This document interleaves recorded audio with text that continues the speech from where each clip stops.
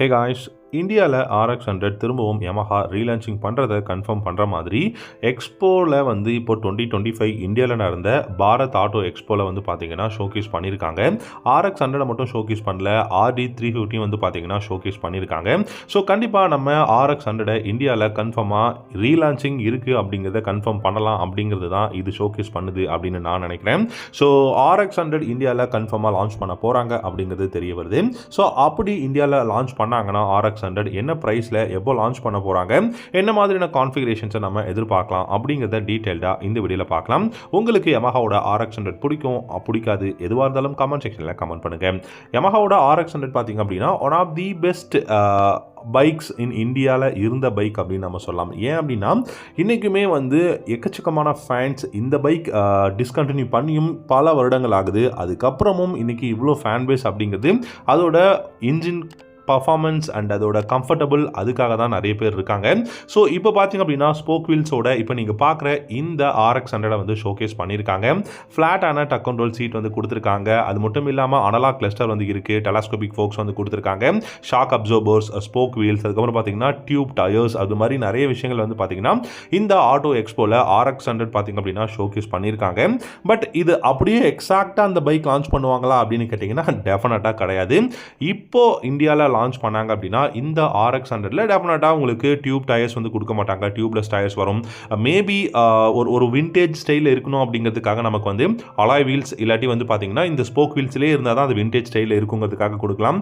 And அது மட்டும் இல்லாமல் உங்களுக்கு அனலாக் கிளஸ்டர் வந்து இருக்கிறதுனால பார்க்கறதுக்கு அந்த ரெட்ரோ டிசைனில் இருக்குது. அது மட்டும் இல்லாமல் அந்த சர்க்குலர் டிசைனும் பார்த்தீங்க அப்படின்னா உங்களுக்கு அந்த RX100ல லைட்டிங் செக்ஷன் வந்து கொடுத்துருக்காங்க. அண்ட் ஃப்ளாட்டான சீட் இருக்குது, பில்லியனுக்கு கிராப்ரல்ஸ் ரொம்பவே பியூட்டிஃபுல்லாக வந்து கொடுத்துருக்காங்க. இந்த மாதிரி நிறைய பெஸ்ட்டான விஷயங்கள் வந்து இருக்குது. ஸோ இந்த RX100 இந்தியாவில் லான்ச் பண்ணும்போது டெஃபினட்டாக 1 லட்ச ரூபாய்க்கும் மேலே தான் இருக்கும்.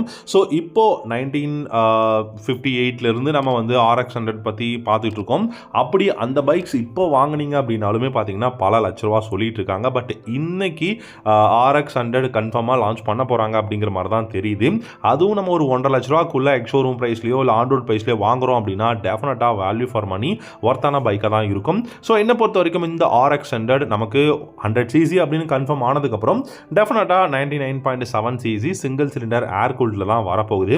அண்ட் இந்த இன்ஜின் ப்ரொடியூஸ் பண்ணக்கூடிய பவர் பார்த்தீங்க அப்படின்னா எனக்கு தெரிஞ்சு மேக்ஸிமம் ஒரு 12 to 13 ஹார்ஸ் பவரும் 11 to 12 நியூட்டன் டார்க்கும் தான் ப்ரொடியூஸ் பண்ணக்கூடிய இன்ஜினாக இருக்க போகுது. அண்ட் அது மட்டும் இல்லாமல் ஃப்ளாட்டான சீட் இருக்கும். அண்ட் இதில் 5 ஸ்பீட் கியர் பாக்ஸ் இருக்கிறதுக்கான சான்சஸ் நிறையவே இருக்குங்க. ஏன்னா 4 ஸ்பீட் கியர் பாக்ஸ் அப்படின்னு நீங்கள் பார்த்தீங்கன்னா இந்த பைக்கில் அந்த அளவுக்கு ஒரு பர்ஃபார்மன்ஸ் நம்மளால் எதிர்பார்க்க முடியாது. ஆனாலும் இப்போ வரைக்கும் இது எந்த பைக்கோட பிளாட்ஃபார்ம் இன்ஜின்லேருந்து கொண்டு வர போகிறாங்க அப்படிங்கிறது தெரியல.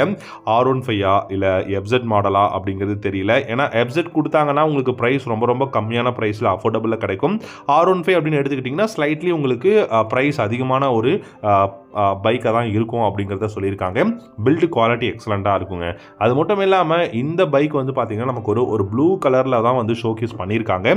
ஸோ அப்படி பார்க்கும்போது RX100 ஏன் இந்தியாவில் லான்ச் பண்ணக்கூடாது? ஏன்னா 2025 இந்த பாரத் ஆட்டோ எக்ஸ்போவில் RX100 RD350 எல்லாம் ஷோகேஸ் பண்ணுறதுக்கான சான்சஸே பண்ணதுக்கான அவசியமே இல்லை. பட் ஷோகேஸ் பண்ணியிருக்காங்க. ஸோ நம்ம இந்தியாவில் அப்கமிங் எதிர்பார்க்கலாம் RX100.